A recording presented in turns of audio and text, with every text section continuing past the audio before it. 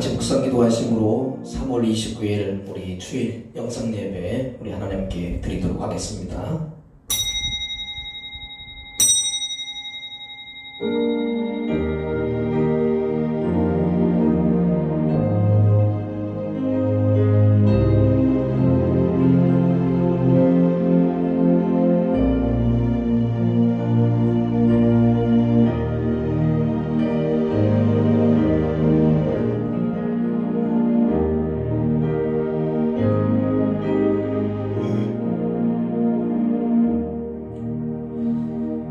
나는 포도나무요 너희는 가지라. 그가 내 안에 내가 그 안에 거하면 사람이 열매를 많이 맺나니 나를 떠나서는 너희가 아무것도 할 수 없습니다. 아멘. 사랑하는 하나님 아버지, 우리는 주님에 붙어있는 가지입니다. 주님께서 생명을 주셔야만 살 수 있고, 주님께서 은혜를 주셔야만이, 주님께서 능력을 주셔야만이 살 수 있는 그러한 존재입니다. 우리가 주님을 떠나서 무언가를 기대하며 얻고자 한다고 한다면 이미 생명력을 잃어버립니다. 주님을 통해서만 오늘도 귀한 생명의 은혜를 얻는 성도들 되게 하시고, 주님이 원하시는 삶을 살아갈 수 있는 복된 걸음이 늘 열려진 인생들이 될 수 있도록 인도해 주시옵소서. 지금 모두가 다 흩어져 있습니다. 그러나 그 흩어진 자리가 바로 주님이 거하신 자리가 되게 하시고, 주님의 능력을 경험하는 자리가 되게 하시고, 주님의 음성을 듣는 귀한 자리가 될 수 있도록 인도해 주시옵소서. 예수님의 이름으로 간절히 축복하며 감사로 기도를 드립니다. 아멘. 우리 다같이 찬송 304장 드리도록 하겠습니다. 304장입니다.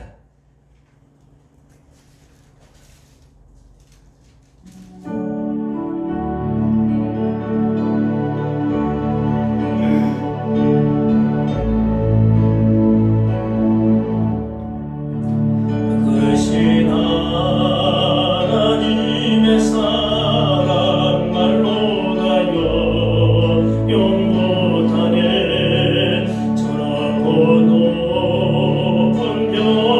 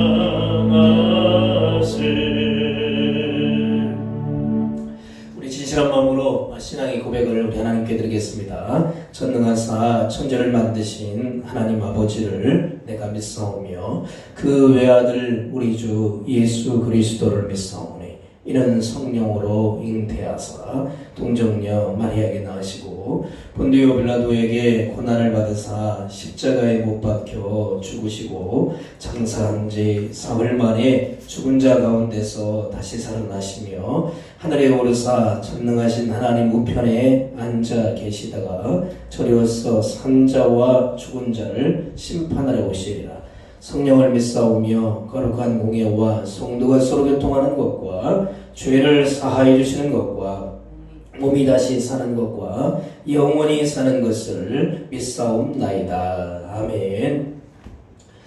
우리 함께 나라의 여러 가지 많은 어려운 실정을 위해서 기도하시고 또 나라의 여러 가지 많은 코로나로 인해서 고통당하고 있는 많은 성도들, 많은 사람들을 위해서 같이 기도하시고 나라가 경제적으로 평안해질 수 있도록 해서 우리 합심하여서 우리 치료의 기도 우리 하나님 앞에 드리도록 하겠습니다. 사랑의 하나님 아버지, 참으로 감사를 드립니다. 선하신 하나님의 뜻이 있어서 오늘 이곳에 부르셔서 하나님 앞에 신실한 예배자로 거룩한 자로 세우신 것을 믿습니다. 하나님, 이곳에 우리를 세우셨사오니 하나님 앞에 치료의 능력을 베푸셔서 오늘도 하나님 앞에 두 손을 들고 하나님 앞에 간청하는 자들에게 내가 여기 있다 오늘 그렇게 말씀하시며 우리에게 여러 가지 많은 염려 걱정하는 모든 문제에 자유함을 얻는 우리 성도들 될 수 있도록 도와주시고 이 민족 되게 도와주시고 이 민족의 장래가 하나님 앞에 놓여져 있는 줄로 믿사오니 하나님께서 지혜를 주셔서 앞장서가는 자들에게 지혜와 명철로 잘 다스려가게 도와주시고 하나님 모든 성도들이 연합하여 한 몸을 이루게 도와주시오며 하나님의 뜻을 온전히 잘 따를 수 있는 귀한 모습이 되도록 붙들어 주시옵소서. 비록 우리 성도들이 이 모양 저 모양으로 다 흩어져 있지만 그곳에서 하나님께서 기억하신 바 온전한 예배를 같이 모여 우리 성도들과 함께 예배하는 이 시간이 된 줄로 믿사오니 살아계신 하나님께서 온전하게 치료의 능력을 베푸셔서 가정마다 직장마다 사업장들마다 하나님의 베푸신 귀한 사랑과 은혜를 경험하게 하시고 주변 많은 사람들에게 예수 그리스도의 사랑을 전파하며 그들에게 그리스도의 사랑을 전하기에 속히 모든 것들이 회복되어질 수 있는 귀한 시간이 되도록 붙들어 주시옵소서. 이 한 시간 드려진 모든 예배의 기도가 하나님 앞에 상달되어서 온전한 치료와 온전한 회복의 역사가 나타날 수 있는 귀한 시간 되도록 인도해 주시옵소서. 사랑의 하나님, 오늘도 주님 앞에 간청드립니다. 이 민족이 여러 가지 많은 질병 코로나로 인해서 고통당하고 있습니다. 주님의 선하신 뜻이 있어서 우리에게 베푸신 교훈과 우리에게 명령하신 뜻이 있는 줄로 믿사오니 우리 믿는 자들이 속히 그것을 깨닫고 우리 하나님의 선하신 뜻을 온전히 잘 따를 수 있는 모습이 되게 하시고 속히 안정되고 치료되어서 모든 사람들이 서로 간에 그동안 나누지 못했던 모든 사랑 나눌 수 있는 시간을 갖게 하시고 서로가 열심되지 못했던 여러 가지 많은 신앙 열심을 되찾는 시간이 되게 하시고 비록 흩어져 있어서 교회를 사모하는 마음으로 이곳의 가정에서 다 같이 예배드리지만 그곳에서 우리의 마음이 뜨거움이 되살아나게 도와주시고 열정이 되살아날 수 있는 귀한 시간이 되도록 붙들어 주시옵소서. 지금까지 주님 앞에 같이 모여 예배했던 것이 얼마나 감격스러운 일이었고 얼마나 하나님 앞에 정말 든든했던 그런 예배 시간이었는가를 되돌아볼 수 있는 시간이 되어서 다시금 사모함이 더 뜨거워지게 하시고 더 간절해질 수 있는 귀한 시간이 되도록 붙들어 주시옵소서. 이 민족의 가게와 또한 이 민족의 모든 가정들과 또한 직장과 사업장 위에 주님께서 은혜를 베푸셔서 속히 여러 가지 많은 힘든 과정들을 잘 이겨나갈 수 있는 귀한 나라 될 수 있도록 인도해 주시옵소서. 코로나로 인해서 여러 가지 많은 확진자들 참으로 힘들어하는 시간을 보내고 있습니다. 그들의 영혼들을 불쌍히 계셔서 속히 치료받고 동일한 시간대로 다 벗어나갈 수 있도록 붙들어 주시고 동일한 시간에서 열심 냈던 그 사모함이 다시금 새롭게 일어나게 하시며 저들이 그것을 통하여서 예수 그리스도를 만나게 하시고 주님을 통하여서 회복되어질 수 있는 많은 의사들과 많은 치료자들의 모든 것 손길을 통하여서 잘 치료받을 수 있는 귀한 시간이 되도록 붙들어 주시옵소서. 모든 것을 주님 앞에 맡겨드립니다. 이 예배가 하나님 앞에 귀한 예배 될 수 있도록 인도해 주시옵소서. 예수님의 이름으로 간절히 축복하며 감사로 기도를 드립니다. 아멘. 우리 예물 하나님 앞에 드리는 찬양을 드리겠습니다. 315장 우리 들으시면서 마음의 예물 하나님 앞에 드리도록 하겠습니다. 315장입니다.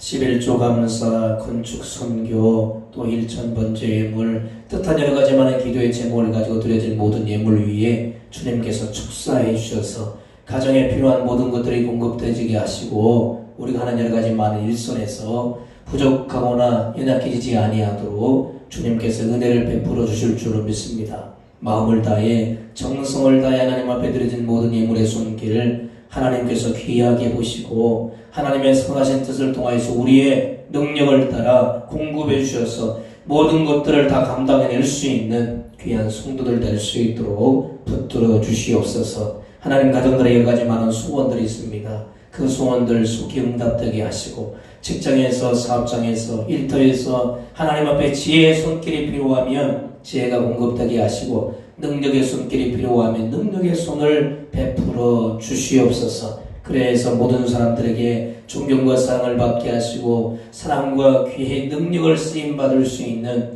하나님의 사람들 될 수 있도록 붙들어 주시옵소서. 하나님, 흩어져 있는 모든 성도들 어느 곳에 있든지 주님과 동행하는 보호받는 하루하루가 되게 하시고 여러 가지 많은 질병으로부터 날마다 강건함을 입을 수 있는 귀한 성도들의 모습이 되도록 붙들어 주시옵소서. 이번 한 주간도 하나님 앞에 은혜 가운데 잘 보내게 하시고 살아계신 하나님의 능력을 경험하는 한 주간 될 수 있도록 도와주시옵소서. 예수님의 이름으로 간절히 축복하며 감사로 기도를 드립니다. 아멘. 오늘 하나님의 말씀 보도록 하겠습니다. 오늘 하나님의 말씀은 마태복음 10장입니다. 우리 1절부터 우리 20절까지 보도록 하겠습니다. 마태복음 10장 우리 1절에서 20절까지입니다. 신약성경 15쪽입니다.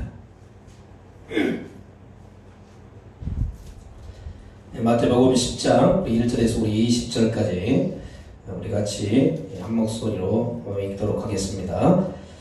예수께서 그의 12제자를 부르사 더러운 귀신을 쫓아내며 모든 병과 모든 약한 것을 고치는 권능을 주시니라.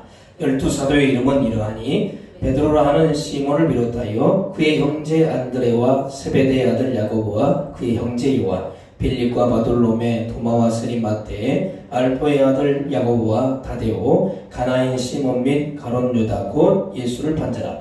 예수께서 이 12를 내보내시며 명하여 이르시되 이방인의 길로도 가지 말고 사마리아의 골에도 들어가지 말고 오히려 이스라엘 집에 잃어버린 양에게로 가라. 가면서 전파하며 말하되 천국이 가까이 왔다 하고 병든 자를 고치며 죽은 자를 살리며 나병 환자를 깨끗하게 하며 귀신을 쫓아내되 너희가 거저받았으니 거저주라. 너희 전대에 금이나 은이나 동을 가지지 말고 예언을 위하여 배낭이나 두벌 옷이나 신이나 지팡이를 가지지 말라. 이는 일꾼이 자기의 먹을 것을 받는 것이 마땅함이라.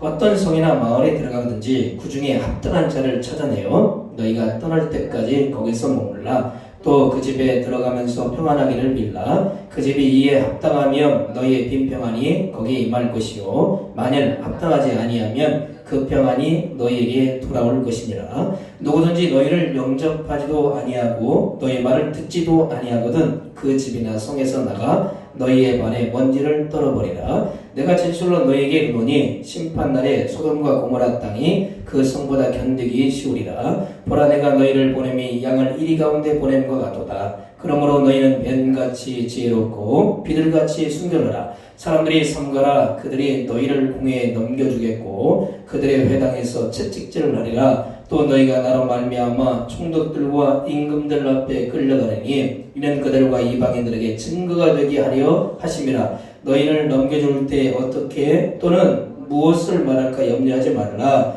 그때 너희에게 할 말을 주시리니 말하는 이는 너희가 아니라 너희 속에서 말씀하시는 이곳 너희 아버지의 성령이시니라. 아멘. 한 주간도 잘 보내셨습니까? 코로나로 인해서 우리가 흩어져 있지만 오늘 이렇게 신실하게 같이 서로의 각자의 가정에서 오늘 예배를 드립니다. 이 예배가 하나님 앞에 신령과 진정을 다한 예배가 되도록 여러분 힘을 내주시고 정말 진실한 마음으로 우리 예배에 모였었을 때 그런 마음가짐처럼 정말 간절한 마음으로 예배할 수 있는 그런 시간을 가지시길 바랍니다.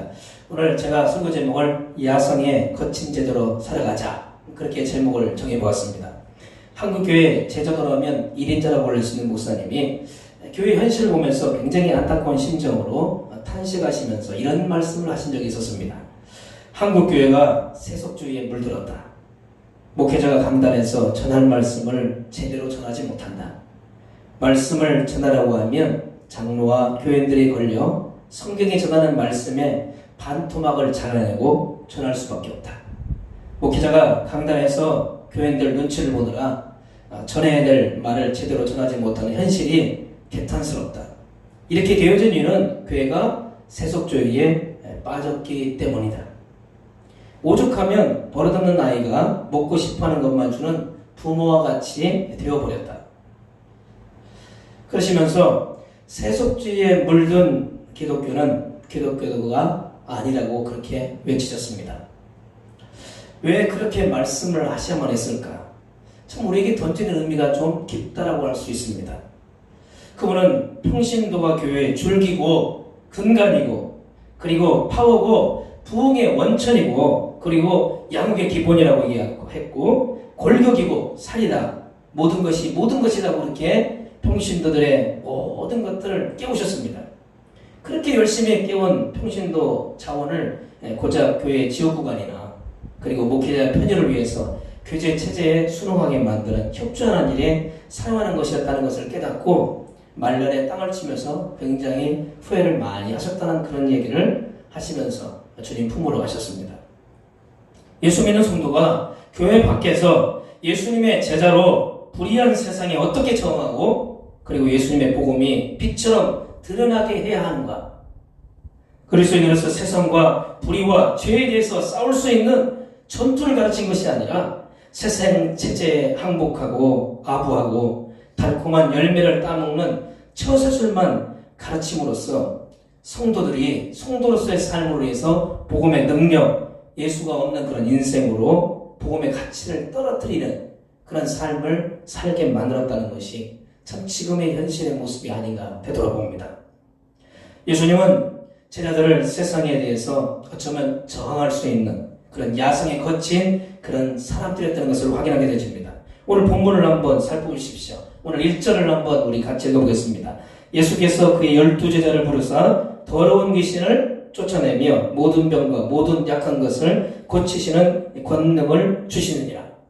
주님께서는 이 12제자를 부르셨습니다. 그러면서 가장 먼저 하셨던 것은 더러운 귀신을 쫓아냈다는 겁니다.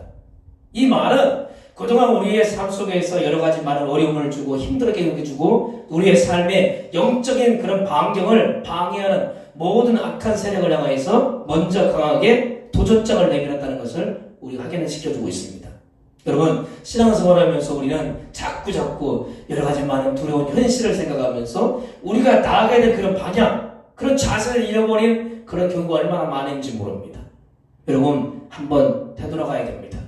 주님이 원하시는 그런 지시하시는 그런 목적을 향해서 우리가 달려갈 때 우리가 세상을 향해서 담대할 수도 있고 세상을 향해서 어떻게 합니까? 믿음 가지고 전진해 갈 수 있다는 것을 여러분 생각하셔서 오늘 시간에 여러분이 가지고 있는 그 믿음의 야성 다시 깨우치시고 믿음의 그런 열정 다시 회복하셔서 지금 흩어져 예배드리지만 그 흩어짐이 아니라 거기에서부터 다시 시작할 수 있는 그 예배의 열정 다시금 모여서 함께 기도함으로 인해서 뜨거운 그런 열정을 회복할 수 있는 그런 귀한 시간 가지시기를 부탁드립니다. 그래서 오늘 한국교회의 모든 삶을 되돌아보고 우리의 신앙을 점검해 갈 수 있는 그런 시간이 됐으면 합니다. 오늘날 한국교회는 제자들의 삶이 어쩌면 기름지고 윤택해진 것은 사실입니다.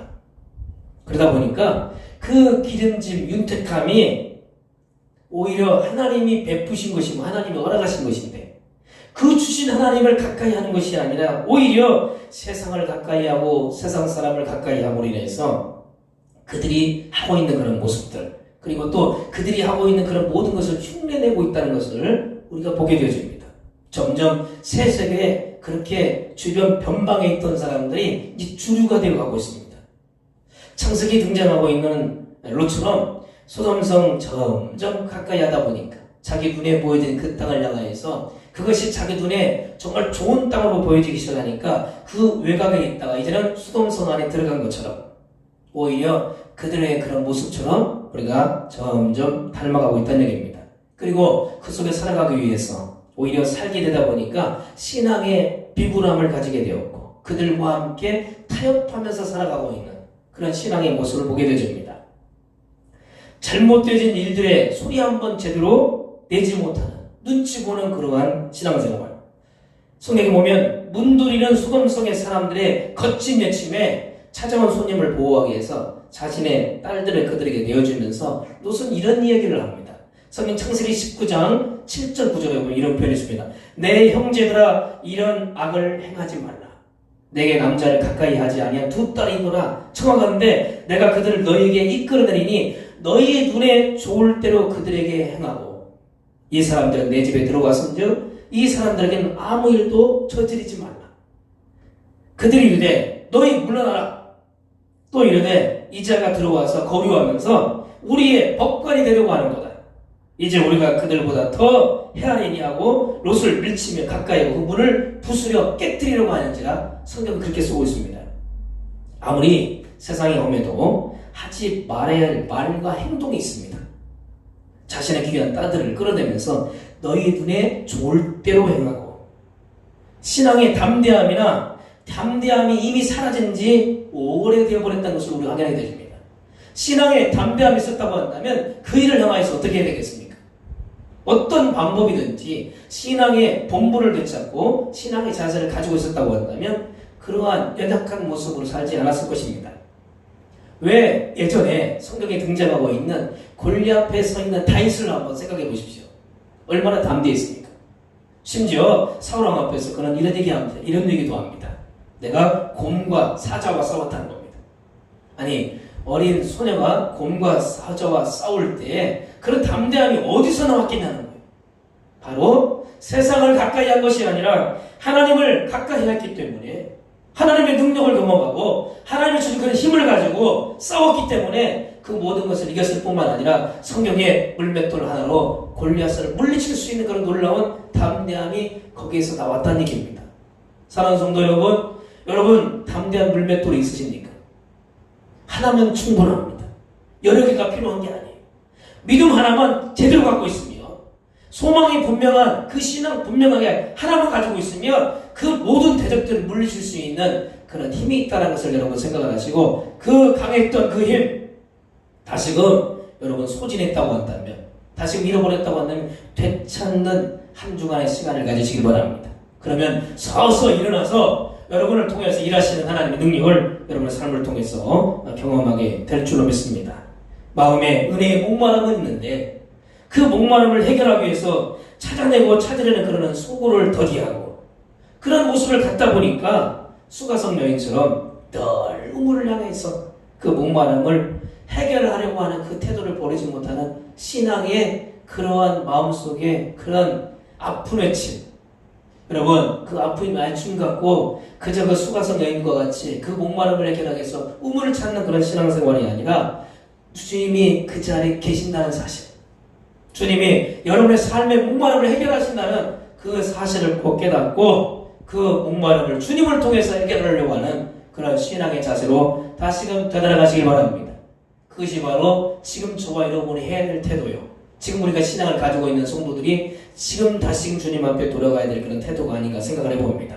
그래서 우리 제자라고 한다면 정말 야성으로 정말 마음속에 있는 그런 뜨거운 열정 가지고 있는 그 제자라고 한다면 가장 먼저 우리 생각해야 될 것은 다른 게 아닙니다. 소망이 없는 사람들처럼 행하지 말라는 겁니다. 오늘 성경 우리 분명하게 주님은 뭐라고 말씀하고 계십니까? 오늘 성경을 보더라도 이렇게 쓰고 있습니다. 예수께서 그 12제자를 부르셨다는 겁니다. 그리고 그 부르실 때 그냥 부르신 것이 아니라 가면 가기야 돼야 될 곳 정해져 있는 것이 분명해야겠다는 것을 말씀하고 있습니다. 그러면서 그들에게 전해야 될 그런 모든 것들 속에 목표, 목적 그런 것들이 분명하다는 것을 우리에게 말씀해 주고 있습니다. 데살로니가전서 4장 13절에 보면 소망이 없는 다른 이와 같이 슬퍼하지 않게 하려 함이라고 성경은 쓰고 있습니다. 소망이 없는 사람들 세상 사람들은 참 소망이 있고 비전이 있는 것처럼 보이고 목표가 분명한 것처럼 보입니다. 그러나 그 한계는 이 땅입니다. 소망이 없어요. 그래서 이 땅에 주어진 그 삶 속에서 다른 사람보다 더 위에 서고 다른 사람보다 더 높은 자리, 더 좋은 차를 타고 더 좋은 아파트에 살고 더 좋은 환경에서 살려고 하는 이 땅의 생각으로 멈춰져 있다는 얘기입니다. 그러나 신앙생활을 하고 있는 우리의 삶의 모습은 그렇지 않습니다. 나 역시 똑같이 이 땅의 삶을 살아가지만 우리에게는 저 주님이 원하시는 저 천성을 향한 그런 분명한 목표와 목적의식이 있으면 이 땅에 아무리 힘든 시간이 와도 아무리 역경이 찾아온다도 결코 소망이 없는 사람처럼 실망하거나 낙심하거나 좌절해서 한탄하면서 시간을 보내지 않는다는 얘기입니다. 여러분들이 신앙을 가졌다고 한다면 오늘 이 말씀을 꼭 기억을 하시기 바랍니다. 내가 곧 길이요 진리요 생명이 나로 말미암지 않고서는 아버지께로 올 자가 없느니라. 하나님께서 말씀하신 것은 분명 주님을 통해서 얻어주신 길이고 그것이 진짜 진리일 뿐만 아니라 거기에서 생명력이 나타난다는 얘기입니다. 여러분, 영적인 생명력, 주님을 통해서 아버지께로 갈 자가 없다라고 말씀하신 것처럼 예수님을 통해서 그 분명한 목적을 이룰 수 있는 그러한 귀한 시간을 가지시길 바랍니다. 캘리포니아는 길로이라고 하는 아주 마늘로 유명한 그런 도시가 하나 있습니다. 지방이 하나 있습니다. 해마다 이 갈릭 페스티벌이라고 하는 그런 것들이 열린다고 합니다. 그런데 이 갈릭 페스티벌보다도 더 유명해진 아기로 인해 가지고 새로운 축제가 지금 열리고 있다고 합니다. 엄마 로리는 아기를 가질 수 없는 몸이었는데 어느 해 그 쌍둥이를 가지게 되었고 그 쌍둥이를 낳게 되었습니다. 그중 한 아이는 석 달 만에 결국 세상을 떠나게 되었고 한 아이만 살아가지고 이름을 샤논이라 그렇게 이름을 지었다고 합니다. 그런데 샤논도 건강이 좋지 않아서 3살 때 조금 지나갔었을 때만큼 병원에 가서 진단을 받게 되는데 암이라는 진단을 받게 됩니다. 그런데 그 암도 어떤 암이냐면 이 암 한 주 중에서 1%밖에 걸리지 않는다. 아주 특이한 암인데 그 특이한 바로 생식세포암이 걸리게 됐다는 겁니다. 샤논은 아기였지만 생명력에 대한 강한 의지를 갖고 있어서 그런지 어른도 힘들어하고 있는 골수 채취 검사라든지 그리고 척추 수술을 정말 잘 참아내가면서 그렇게 잘 견뎌냈다고 합니다. 얼마나 성격이 명랑했는지 쾌활하고 긍정적이었고 가족들에게 희망을 잃지 않게 만들어줬다는 거예요. 그러던 어느 날 5살이 됐었을 때 샤논은 삶과 죽음 사이를 오가면서 떠날 시간이 가까이 왔다는 것을 알게 되줍니다. 가족들은 샤논의 침대에 다 모여서 샤논이 정말 주님 품 안에 빛의 터널을 잘 건너갈 수 있도록 해서 두려워하지 않고 걱정하지 않도록 하기 위해서 진심을 다해서 정말 눈물을 흘리면서 정말 애틋한 마음을 가지고 기도를 하기 시작합니다. 그런데 열심히 기도하고 용기를 주고 있는 그 순간에 갑자기 5살 돼 있던 그 아이가 죽음을 앞둔 그 샤논이 갑자기 입을 열면서 이런 얘기를 하는 거예요. 아주 큰 소리로 그 자리에 모이는 모든 사람들 앞에서 이렇게 외칩니다. 아, 빛이 너무 부셔요. 빛이 너무 눈부셔요. 천사들이 저렇게 소리를 높여 노래를 부르고 있어요. 걱정할 거 없어요. 저는 이 시간이 무섭지 않아요. 이 말을 남기고 세상을 떠나게 됐다는 겁니다. 이것이 신문과 방송에 알려지게 되었고 이 일들이 사람의 입을 통해서 전달되기 시작했습니다. 온 동네에 펼치기 시작했고 오히려 갈릭 페스티벌, 마늘 페스티벌보다 더 유명해져가지고 이제는 샤논 페스티벌이라는 그런 용어가 등장할 정도로 그렇게 되었다는 겁니다. 사람들마다 샤논이 천국 가는 모습 이야기가 퍼져가는 것입니다.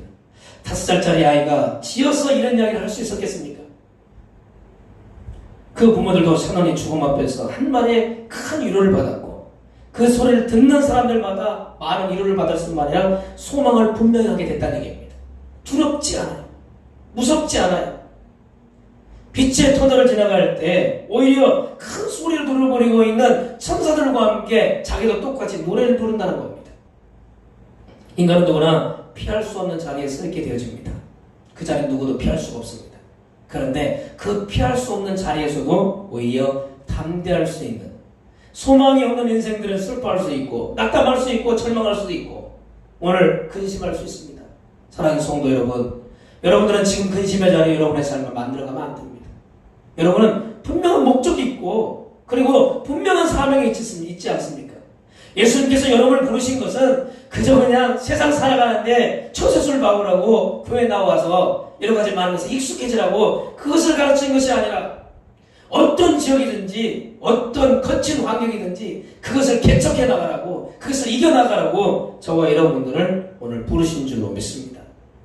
그런 삶의 현장에서 여러분 낙심하지 마시고 용기를 가지시고 힘을 내셔서 오늘도 버텨낼 수 있는 그런 삶이 되시기를 부탁드립니다. 지금 신앙생활하면서 가장 큰 적이 있습니다. 그 적이 있다고 한다면요, 기도하면서 때로는 성경을 보면서 때로는 매일 주님의 이름을 부르며 찬송을 하면서 참 이상한 것은 삶에 불안이 떠나지 않는다는 얘기입니다. 지금은 질병 코로나로 해가지고 걱정을 많이 하죠. 내가 그 질병에 걸리면 어떻게 될까? 나 한 사람 때문에 여러 사람 피해받는 거 아니야.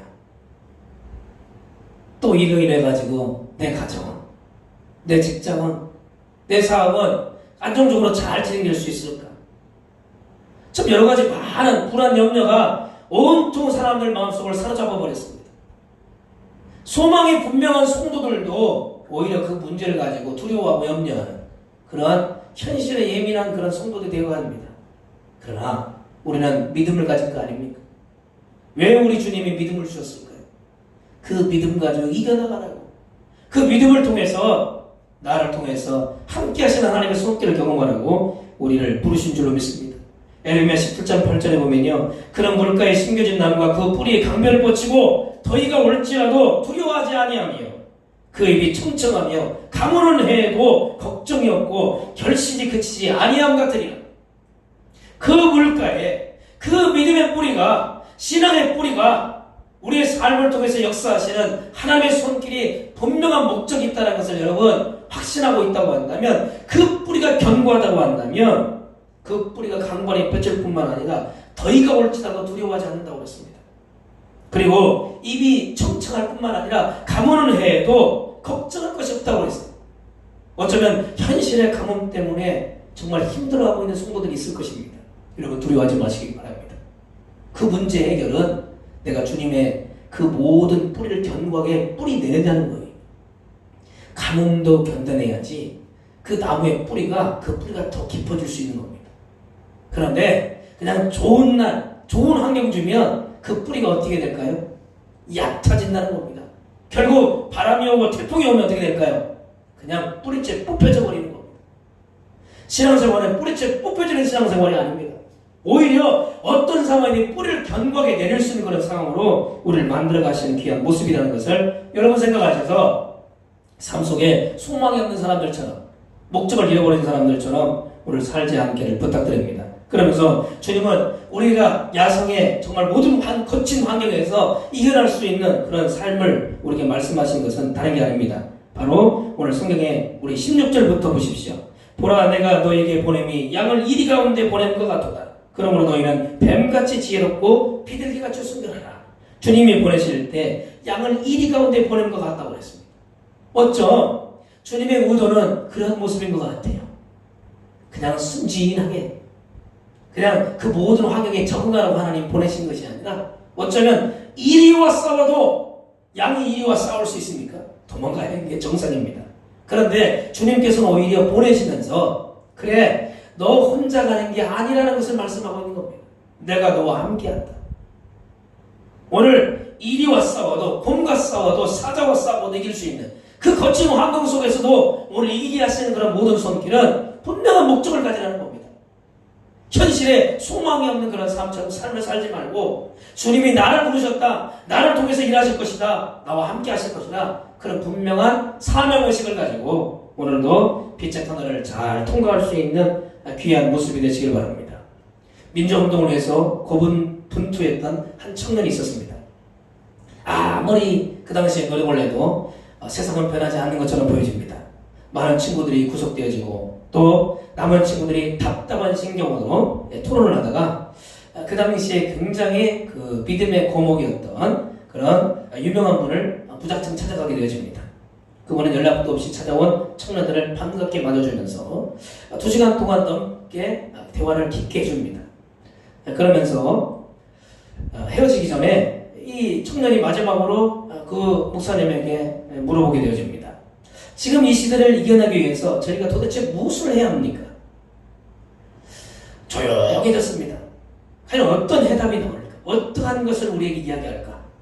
그런 것을 생각하고 있는 그때 그분은 이렇게 얘기합니다. 고개를 들고 허리를 펴게 먼저 자세를 바르게 하고 그리고 올바르게 문제를 풀려고 노력을 하게나.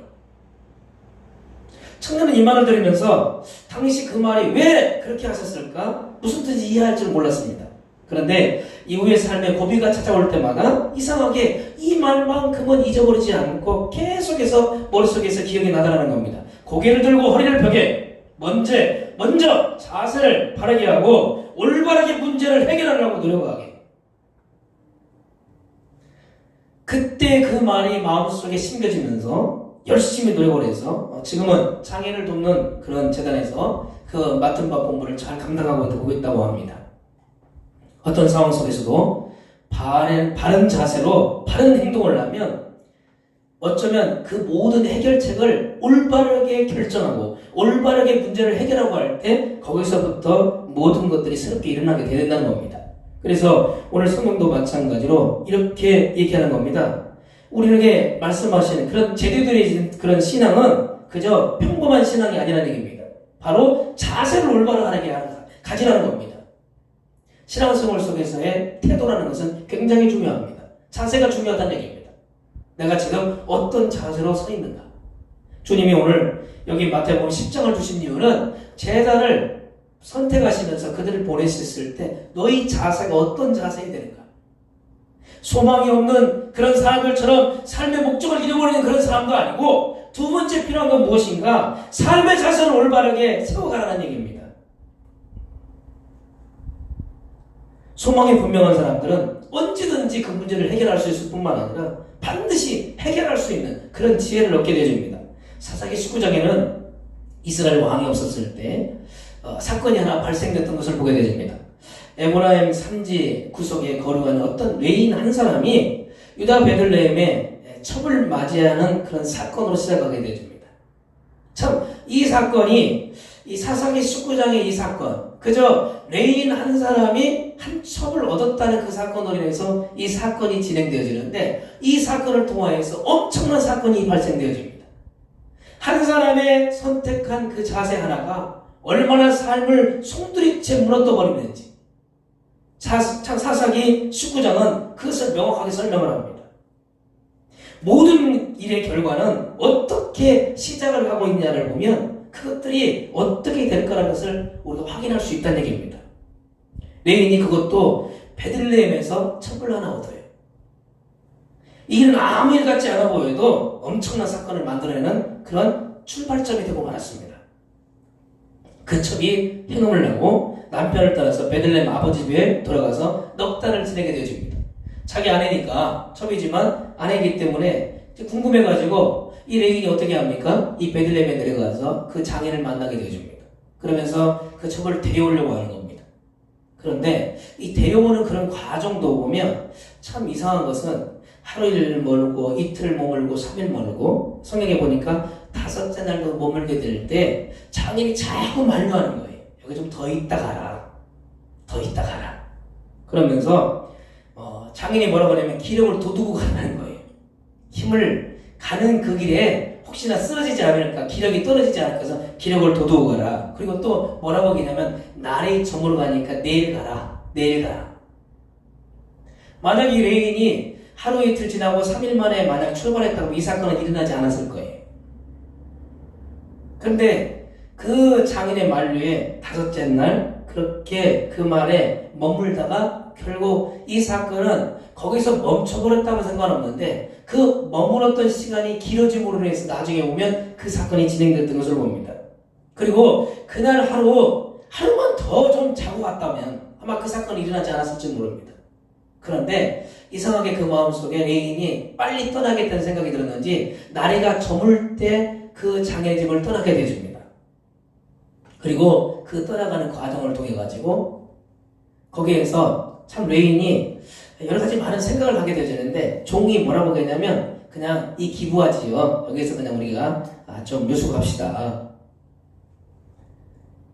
그 기부하 지역에 유숙할 수 있는 그런 자리를 막 찾아가려고 할 때 하인이 그 전에 먼저 여부스 그 성읍에서 머물자라고 얘기합니다. 사실 이 여부스 성은 무엇이냐면 그 당시 이방인 지역이었어요. 근데 레위인이 그래도 좀 신앙에 자존심은 있었는지 몰라도 뭐라고 얘기냐면 어떻게 우리가 이방인 지역에서 내가 머물 수 있어? 아니야. 그냥 우리 예루살렘과 가까운 그런 지역, 그러니까 우리 그 땅과 가까운 그런 지역에서 예배드리자. 그러면서 그 지역을 찾아가요. 만약 이 레인이 그 당시 여부스 지역에서 머물렀다고 한다면 아마 이 사건도 생겨나지 않았을 거예요. 제가 이 말씀을 드리는 것은 한순간도 하나님의 뜻이 없어요. 하나님의 여러 가지 많은 생각이 없다는 얘기입니다. 자세가 하나님 이곳에 내가 머물러야 됩니까? 다윗을 여러분 생각을 해보십시오. 전쟁터에 나갈 수 있는 전쟁의 상황 속에서도, 심지어는 사울이 쫓아오는 그런 상황 속에서도 다윗은 어떻게 결정하죠? 이 일을 정말 하나님이 원하신 뜻입니까? 하나님, 이 일을 제대로 좀 해야 되겠습니까? 이 일을 통해서 하나님 앞에 영광을 돌릴 수 있는 일입니까? 하나님 앞에 묻는 그러한 자세를 끊임없이 가집니다. 그런데 이 레위인은 어떤 일을 결정할 때 하나님 앞에 물었다는 얘기가 없어요. 그저 자기 생각하게, 자기 판단할 때, 주변 사람들이 엮건들, 주변 사람들이 만류하니까 자기 의도가 없어요. 자기 목적이 없는 겁니다.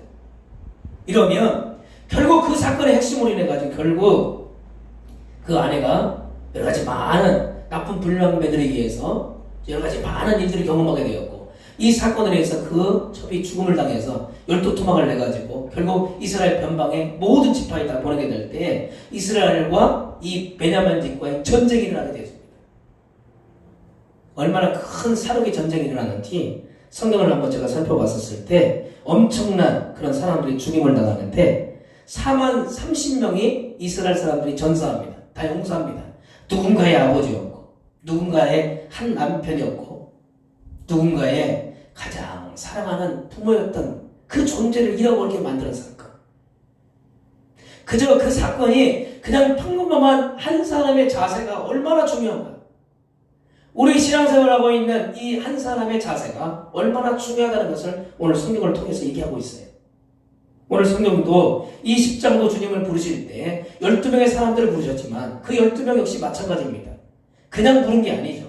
내 혼자 가는 것이 아니라 너 혼자 그 거친 그런 광야를 가는 것이 아니라 내가 너와 함께한다. 그러면서 내가 너희를 보낼 때 정말 양을 이리에 보내는 것 같지만 그러나 그 속에서 하나님과 함께할 때 오늘 뱀같이 지혜롭고 비둘기같이 삶을 순결하게 다스라. 자세. 오늘 신앙의 자세를 오늘 흩어버렸기 때문에 이런 어려움을 만들어가고 있지 않나 되돌아봅니다. 사랑하는 성도 여러분, 내 신앙의 자세, 무너진 신앙의 자세를 다시 극복해내시길 바랍니다. 다시금 무너졌던 그 현장을 그저 바라보면서 낙심하면서 한탄하면서 내가 언제 그 길로 올라갈 것인가, 내가 언제 그 자리를 다시금 찾을 것인가, 그저 한탄만 할 것이 아니라 그 자리를 보수해야 될 거 아닙니까? 그 자리를 향해서 내가 달려가서 무너졌던 돌들 다 어떻게 해야 됩니까? 다시금 그 자리에 놓고, 그리고 견고하게 지난번 무너진 이유가 무엇인가 그걸 살펴보면서 다시금 쌓아서 다시는 무너지지 않게, 다시금 흔들리지 않게 그렇게 삶을 세워가는 자세가 오늘 우리에게 필요하다는 얘기입니다. 우리 신앙의 자세, 다시금 힘들고 지친 그 자리를 만들어가는 것이 아니라 이 신앙의 자세를 통해서 다시금 세움을 입고 다시금 일으킴을 받아서 온전하게 신앙의 자세로 다시 극복해 갈 수 있는 신앙의 모습을 꼭 소유하시길 바랍니다.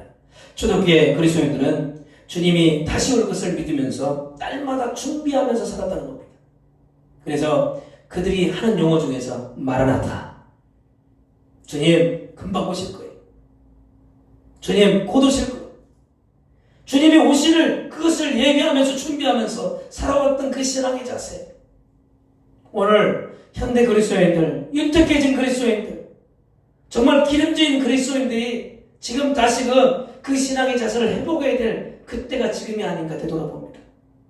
오늘 신앙의 자세 다시금 극복해내셔서 우리의 신앙의 자리에 무너진 자리를 다시금 이렇게 세울 수 있는, 오늘 주님이 우리에게 주신 그런 지혜를 가지고 뱀처럼 지혜롭고 비둘기같이 삶의 자리에서 늘 순결을 잃어버리지 아니하고 어떤 채찍질이 온다 할지라도 그 채찍질에 대해서 오늘도 극칠게 일어설 수 있는 신앙의 자세로 다시금 바르게 일어설 수 있는 신앙의 자세로 온전하게 살아갈 수 있는 귀한 모습이 될 때 우리의 야성을 일깨울 수 있는 다시금 신앙을 온전하게 세워갈 수 있는 그런 삶의 자세가 아닌가 되돌아봅니다.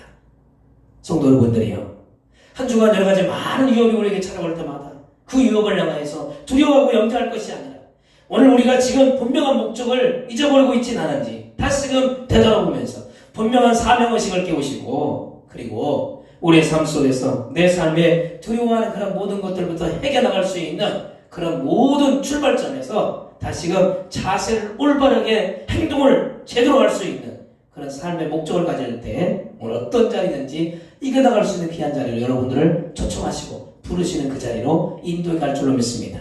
그 신앙의 자세로 올바르게 가기를 주님의 이름으로 축원을 드립니다. 기도하겠습니다. 하나님 감사합니다.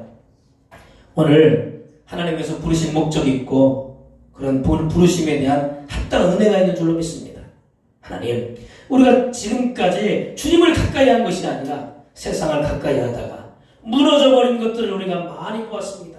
하나님, 우리의 삶의 자리에서 무너진 자리로 그저 한탄만 하고 있을 것이 아니라 그 무너진 위치가 왜 그렇게 무너졌는지, 왜 이렇게 신앙이 흩어졌는지 다시금 점검해서 그 자리를 다시금 세워나갈 수 있는 그 돌들을 다시금 하나씩 쌓아올릴 수 있는 귀한 자리로 만들어갈 수 있도록 붙들어 주시옵소서. 우리의 신앙의 태도에 따라서 엄청난 일을 만들어갈 수 있다는 것을 생각하면서 오늘 믿음의 자리에 내가 올바르게 서 있다고 한다면 반드시 좋은 결과가 찾아온다는 것을 꼭 믿으며 잘 달려갈 수 있는 신앙생활을 할 수 있도록 도와주시옵소서. 예수님의 이름으로 간절히 축복하며 감사로 기도를 드립니다. 아멘. 찬송가 257장 축도로 예배를 마치겠습니다. 257장입니다.